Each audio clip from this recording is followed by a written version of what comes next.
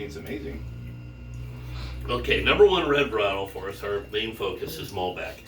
We did some research back in 2012. We're kind of the alternate varietal winery anyway, so we get into the Bordeaux realm. We love Bordeaux varietals, but Cabernet Sauvignon, some thousands of them out there. California and Washington just knock it out of the park, let alone, Bordeaux itself. Jennifer and I have a feeling that the world doesn't need another Merlot. We're not big Merlot fans, so we look at the other varietals, and Malbec just jumps up real quickly. It's so generous and soft and round and forward and easy to get a hold of. It's the earliest ripening of the 6 Bordeaux varietals, so it comes in a week and a half ahead of Cab Sauv and Merlot down there in the Rogue Valley, again around the end of the first week of October, so it's the earliest of all of them. So even though we don't grow the grape, it's important that when we're sourcing grape from different wineries that it's consistently ripened every year. I mean, it's not like it was 30 years ago. There's just so much good wine out there in the market that you can't afford to bring in unripe, this inferior fruit and try to make wine out of it. This nose reminds me more of the French, like the Cahors, rather than like South America, like Argentina. Uh-huh. This is more. This is more of a French style. I like this. Mm-hmm. More feminine, because we're focused more on the fruit instead of the tannins and oak in our red wines. It's all about the terroir to us. So, it's always been kind of a second-class citizen as a blender, into Cabernet Sauvignon, but, thanks to Argentina, red wine drinkers, they all know what it is. But their experience is South America. And we went in, we looked at the stores back, then, and you couldn't find any domestic Malbec. Big section of Cab, Merlot, Pinot Noir, other reds that have the Zins and the Petite Syrahs and the, whatever else of the Syrahs in there. But, if you wanted Malbec, you had to go to the import section and get it from South America. I like the fact that you're doing it just more of a French style because, you can find those cheap South American, but they all taste the same. Yeah. Well, they're mass produced. It's just each one tastes like another. Mm-hmm. You start tasting some of the stuff from France, it's a completely different animal. They're beautiful wines. Okay, so then we got the Phoenix. So we did a Rhone red. We did our number one favorite Bordeaux red. This is our take on a Super Tuscan. Tuscan red. So all right, okay, I like the sound of that. The classic Super Tuscan blend is Sangiovese blended with generally Cabernet Sauvignon and Merlot, but the idea is Italian, Tuscan Sangiovese with French Bordeaux grapes. So our spin on it is that we find the Sangiovese to be an amazing match with Carmenere. The Carmenere fills the role of the Cabernet Sauvignon, but does it differently. Yes. So 3 things in 3 different ways. 1, acidity. The Sangiovese is very bright and acidic. It's very sharp, low pH, and I understand why they blend it a lot in Italy. So the Carmenere is very soft and round and lacking in acidity, and then has the earthy tones and tobacco, mocha. Where the Sangiovese is more bright, racy red fruit. Mm-hmm. And then the third area is the tannin. The Sangiovese doesn't have much tannin to it, and the Carmenere is the most tannic of all the reds that we make and work with. So it adds a little bit of structure in there. So what is the blend roughly with this? So we're 26%, just 26% Carmenere, 62 Sangiovese, 26 Carmenere, and then there are little amounts of Malbec, 9%, and 3% Cabernet Sauvignon. But the blend traditionally is Sangiovese and Carmenere. That's what we're trying to do there.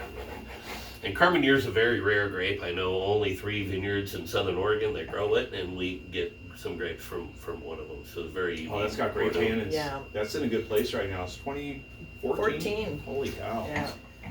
Super long, never-ending finish. That's the Sangiovese. It just runs and runs. Just keeps going. Yes. Jennifer's nickname for Sangiovese in the cellar is Trigger. Yeah, Trigger. because it just zings all over your palate. This is great. That's a beautiful wine. I like your take on that. Super Tuscan. That's great awesome. table red. Loves the acidity of tomatoes, so Italian, marinaras, and I'd agree with that. Did a bolognese recipe with it that was incredible. Wild game, mushrooms, tangy tangy sauces like a Carolina barbecue sauce and some ribs or something. It just works so well with so many different. Stinky cheeses. Yep, love some. Yeah, super, so we have this in the shop. We think this is dynamite Yeah. for sure. This is very special in my opinion. And the next one we're gonna taste, which is one of my personal favorite whites in the shop. We're gonna switch Right glasses here. for this, right?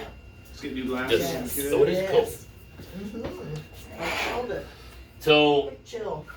we'll leave our kind of our secret weapon for the end, I guess. I don't know. Secret We ended weapon. up. There you go. It has some sweetness, but it's not a sweet wine. So, but we always like to finish with it because it is so unique. Jennifer? Okay, so I already know that I love this wine. I love this wine. So we knew we had to have a sweet Ah. wine, you know, but neither of us liked sweet. So this is what we came up with. So it's That nose is to die for. yeah. Well, that's the muscat in the blend. So it's Mueller Turgau, muscat, and Riesling. Mm. That nose is amazing. Semi-sparkling, real light, refreshing. Oh, that nose is to die for. Yeah. So as I have this wine. This wine actually has several nicknames Uh-oh. that either us or other people have thrown it out there. So it's called the Porch Pounder.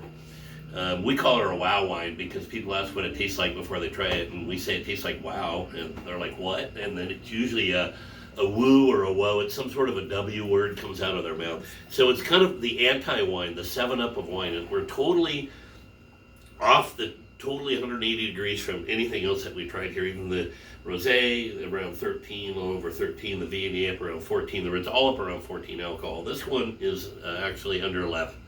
So that's that light, really lightweight feel in the mouth. That'd It's be a the great lower aperitif. alcohol. What a crowd pleaser this is. So, yeah. and Mueller Turgau, Muscat, and Riesling are all grape varietals that come to us out of the vineyard at lower sugar levels, but still have incredible expressive fruit, where these other grape varietals have to get higher sugars and thus higher alcohols, but the alcohol's there for a reason, and it's not here for a reason as well. So, kind of a Germanic approach on those varietals to keep the alcohol low. Well, And keep that lightweight feel in the mouth. So that's what very refreshing, great summer wine, spicy not Asian dessert, dishes. goes with food. It's a great pair with Poured over some fresh raspberries like they do with the Moscato d'Asti.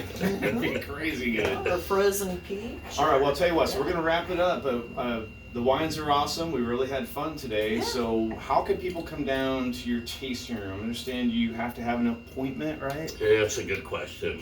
Right now they're busy. I kind of crashed in on them even though they're doing harvest. So, but don't do that. How should they reach out to you guys? Well, you should give us a call. You can find us on our website is seasoncellars.com. And our phone number is 541-784-7831, and give us a call and we'll write you down on our calendar if we're not gone somewhere else. And would love to have people come by and taste. Absolutely. Yeah, So the yeah. wines are also, if you're in the Secret Wine Society, we have some of these wines in the shop, but if you get a chance, come down and taste right here at Seasoned Cellars. All right, anything else you guys want to add? Well, we will be open. We are open Memorial Weekend and Thanksgiving weekend open house. So we'll be hosting Oh, an that'd be open house on Yeah. Friday, Saturday, Sunday, with the holidays coming up. So would love to have people bring their guests, their family, and come on down. We will be open noon to 5, Yeah, 11, probably noon to 5. 5, Friday, Saturday, and Sunday. All right, we're going to hold you Of to that. Thanksgiving. Yeah, we will. So we look forward to greeting a lot of folks here and have some wonderful things to try out of the tanks, fresh wines made from this All right, year. guys, I better let you get back to work or we're going to have no wine next year. Yeah. So anyway, stop in, try these wines, try them at the shop, but definitely get down here. They're obviously really great people. I love each and every one of you, and I'm out. We'll see you next time. Bye.